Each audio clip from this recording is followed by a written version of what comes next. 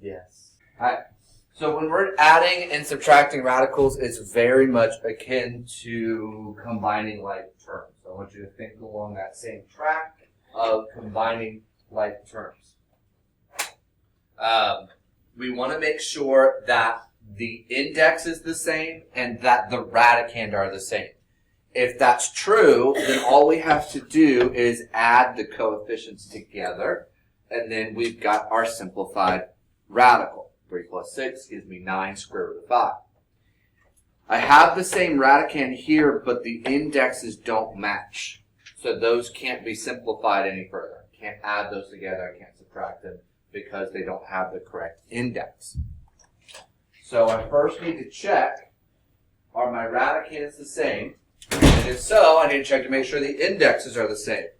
And as long as that's true, I can go ahead and add them together. So when I look at A, are my radicands the same? Yeah. Are my indexes the same? Yeah, so then I can add them together. Now, look carefully, listen carefully. What is the coefficient on the square root of 3? 1. Because if you have no coefficient listed in the front, it's assumed to be a 1. So if I add 1 square root of 3 to 7 square root of 3, how many square roots of 3 do I have? 8 square roots of 3. For B, are the radicands the same? Are the indexes the same? Yeah. So I can go ahead and subtract them now. 10 square roots of 2 minus 4 square roots of 2 give me 6 square root of 2. So we're just adding or subtracting those coefficients. On C, are my radicands the same? Are my radicands the same? The part on the inside. Yes. Yes. Are my indexes the same? No. No. So since these don't match, I can't add those together. On D, are my radicands the same? No. No. So I cannot add those together or subtract them. They don't match. So I can't simplify those any further. So, Cannot simplify. So we just don't run Yeah, just can't simplify. Now, just because our radicands don't match off the bat doesn't mean they won't always match. We always need to look to see if we can simplify. You're going to be doing more simplifying than not when we're adding and subtracting. So we need to start with both of these radicands and simplify them as much as we can. How do I simplify the square root of 20? 4 and 5. So I split it into 4 and 5, which simplifies to what? 2 square root of 5. Same thing for 45. What do I do? 9 and 5. So 2 times the square root of 9 and 5.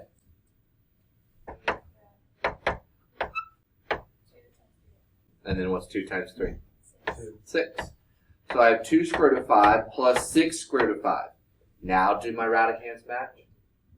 Yeah. So now I can add them. 6 plus 2? 8. Square root of 5.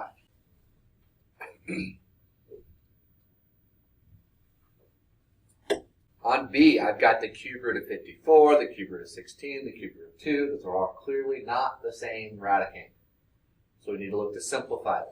Before we do that, let's do a refresher. What is 2 cubed? 8. What is 3 cubed? 27. What is 4 cubed? 64. What is 5 cubed? You should know at least those. Okay? You should know 2, 3, 4, and 5 cubed to give you 8, 27, 64, and 125. Because when we're dealing with simplifying cube roots, you have to be able to ask yourself, are any of those 4 numbers factors of these radicands? So looking at 54, is either 8, 27, 64, or 125 a factor of 54?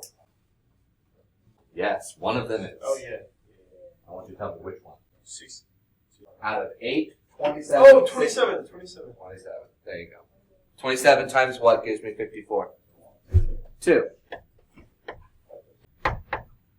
Okay. What about for square root of 16? Or a cube root of 16? 8 and 2. And cube root of 2 is just cube root of 2. Alright. Cube root of 27. 3. Cube root of 8. What do I do with that 2 and the 5?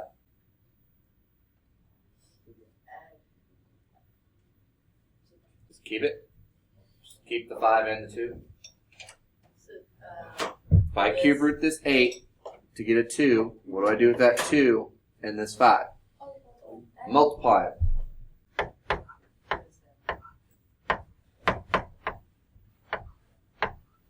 Okay.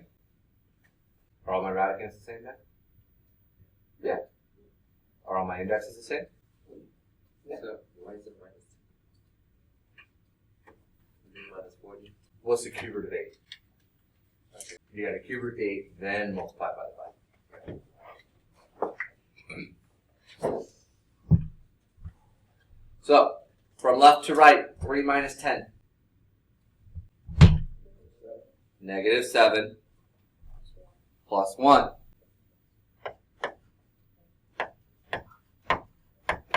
What's negative 7 plus 1? 6. Negative 6. Negative 6, cube root of 2. Again, I want to emphasize, because it's really important, because I know I'm going to see it.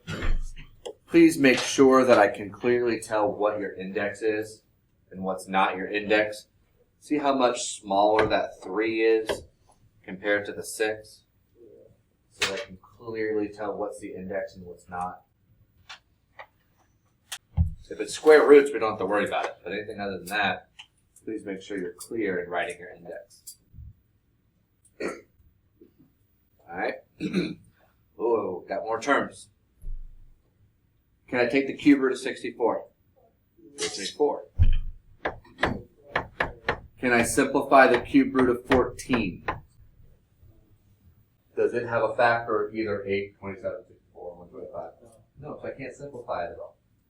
Okay? So, I won't be able to combine all these terms. Which ones can I combine?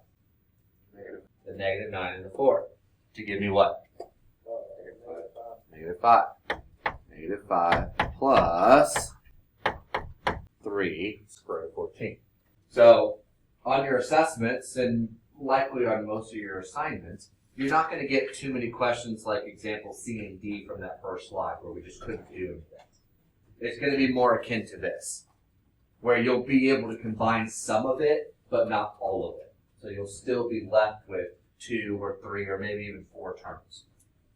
Okay? You should be able to do something, but you just need to be able to recognize what things can and can't you combine.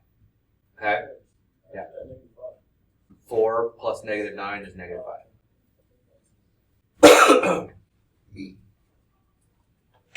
When do we get the review packet for 8? Next week. Are all my radicands the same? Nope. So, can I simplify it? Can simplify the square root of 75? No. 25 and 3. Okay. What about square root of 12? 4 and 3. Alright. Simplify the first one, what do I get? Negative 5 square root of 3. The second one? 2 square root of 3. The last one is what it is. Negative 5 plus 2. Negative 3 square root of 3 minus 3 square root of 3. Nope. Nope. Minus 6. There it is. Negative 3 minus 3, negative 6.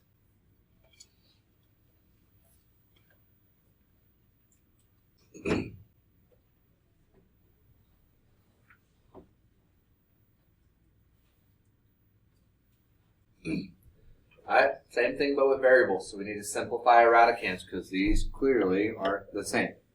Alright? How can I factor 45 so that I can take square roots? 9 9 and 5. How do I factor x to the third so I can simplify that? X squared and x.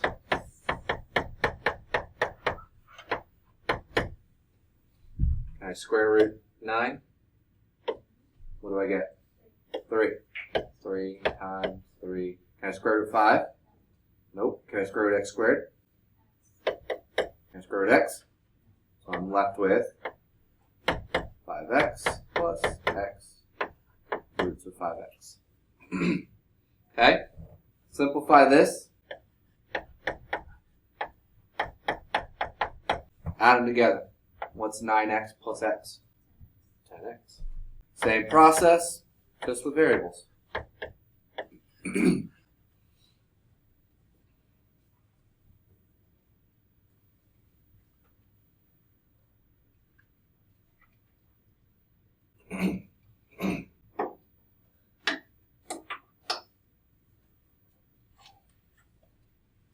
Alright, so that's all our adding and subtracting. Now we get to do multiplying. If I multiply square root of 5 times the square root of 6, 6. I'm sorry, square root of 5 times 6, 6 square root of 5. When I multiply square root of 5 times square root of 50, how do I simplify this?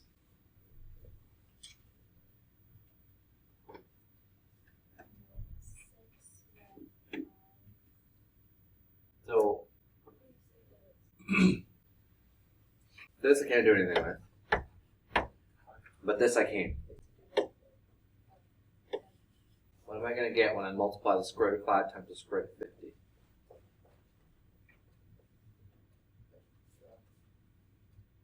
When I'm multiplying radicals, as long as the indexes match, you can multiply them under the same radical. Okay, it's the same way, for the same reason that we split them apart to factor them and square root them, we can bring them together under the same radical. It's part of the same rule. So I have 6 square root of 5 plus the square root of 220, or 250. 225, 250. Which now I can simplify the square root of 250 into what?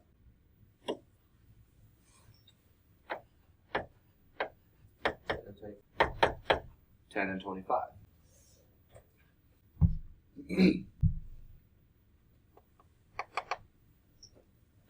So what am I going to end up with? 5 square root of 10. Can I add those? Why not? Different radicands. Alright, so let's do our distributive property with B. What's the square root of 11 times the square root of 3? Square root of 33. What's the square root of 11 times 2? 2 root 11.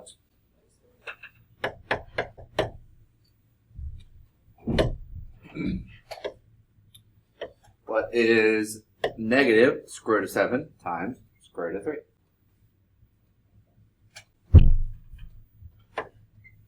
Negative root 21.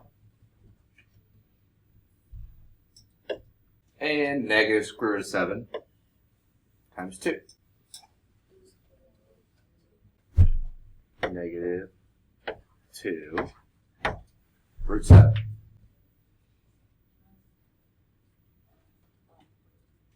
They're both out. Can I simplify any of those radicals?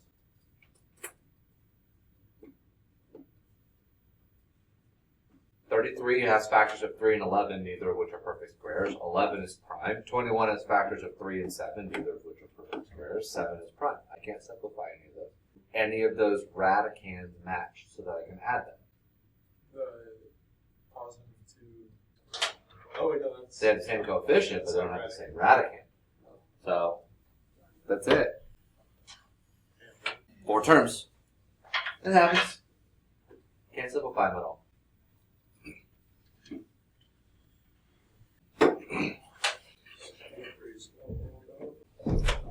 When I square a binomial, how do I write it out? Just write it twice. so that we can use our distributive property. 2 square root of 5 minus 1. 2 square root of 5 minus 1. Write the binomial twice. Use your distributive property. 2 square root of 5 times 2 square root of 5. Say again. Yep. Multiply the coefficients, multiply your radicands. 2 square root of 5 times negative 1. Negative 2 square root of 5. Negative 1 times 2 root 5, same thing. And then negative 1 times 1. Positive 1. Can I simplify any of those radicals? Okay?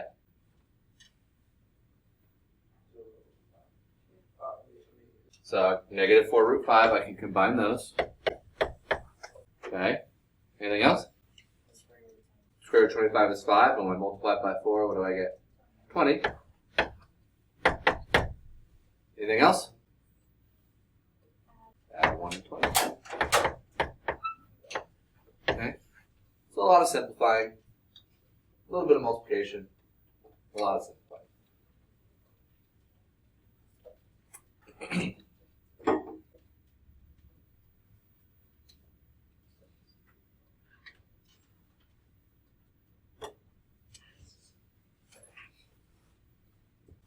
Now, we're going to go more detail about these types of products tomorrow, but this is a special type of product called conjugates, and they do a very magical thing that you'll see in just a minute.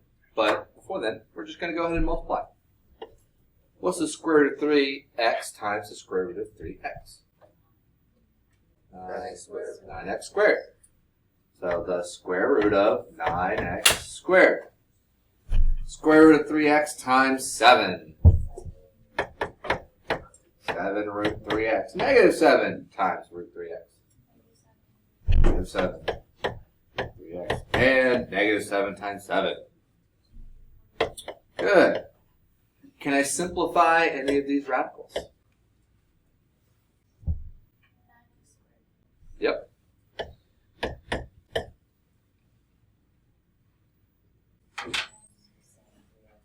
Okay, what is 7 minus 7? 0. Hey, look, my radicals are gone. That's the magic of conjugates. It makes the radicals go away. This will be a very powerful tool tomorrow when we rationalize.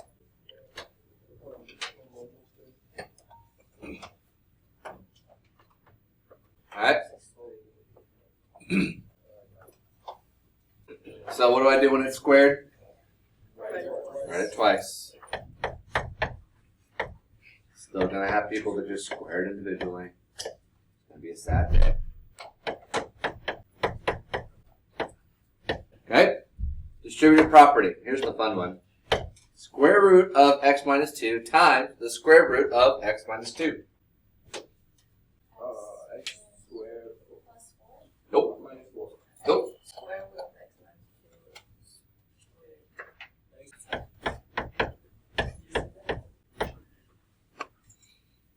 Multiplying the same binomial by each other. It's squared.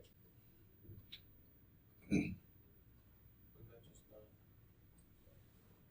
that be the same as the... It'll be very similar. We'll get to that in just a moment. But yes, we'll be able to simplify that. But I want to make a very specific point about it when we do. So, continue our distributive property. You guys know how to do that. So let's get to the fun part. Okay? Simplifying this. When I take the square root of x minus 2 squared, what do I get? Almost. Those cancel, right? And I'm left with everything else. Go back to blue. Combine like terms.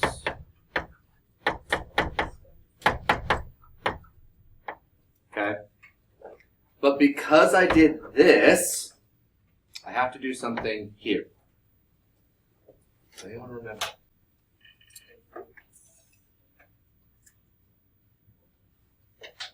Nope. Nope. Nope. I'm missing something there. Missing a symbol that I need whenever I cancel matching exponents and indexes. Those two lines. The absolute value. You need the absolute value whenever you cancel matching even indexes and exponents. Okay? Unless, okay, there was no special instruction that said multiply, so we have to assume that x can be anything real. Okay? So, if there's no specification, that's what we do. However, a lot of times you will see an additional direction added. I'm going to write that out. Basically, something along the lines of assume all variables represent positive.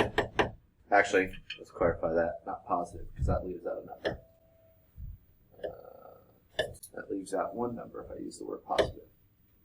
Non-negative. Non-negative real numbers. That non-negative is really important. The reason we do the absolute value is because I can't take the square root of the negative number. So I need to make sure that x doesn't give me a Radicand value that would be negative. Okay? So once I'm able to assume that, hey, I'm not going to have that issue. I'm not going to end up with a non-real number. Then I don't need the absolute value. So as long as we have this stipulation, I don't need the absolute value, which allows me to take this simplification one more step. What's the last thing I'm allowed to do if I don't have those absolute values? I can do one more thing to simplify. No, I'm not solving, I'm simplifying. So what's the last thing that I can do to simplify this?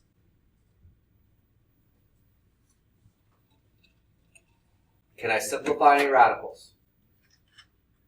No. Can I combine any like terms? These aren't like terms because this has a radical and that's just a constant. Y'all don't see any like terms up there? Negative 2 and 36. If it's in the absolute value, it's stuck there. I can't do anything with it. But if I can assume that x is going to be positive, then I don't need the absolute value, which means I can bring it out. That allows me to combine those like terms. X plus 34 plus 12 square root of x minus 2. Okay? You'll see this direction pop up quite a lot. And you need to look very carefully. It's going to usually say one of two things. Non-negative, meaning, hey, I don't need the absolute value. But if it says it could represent all real numbers, or it doesn't have that stipulation at all, then we have to remember to deal with the absolute value. If I cancel out matching, even, indexes, and exponents, I have to place in an absolute value. And then simplify from there. Since I can't do anything with this until I know what x is, I can't simplify this any further, then that's it, I'm stuck. As the directions are given, that's the answer. But if I add in this stipulation, the assumption that x is going to be non-negative, then I don't have to worry about the absolute value and I can continue to simplify. Okay? Read the directions.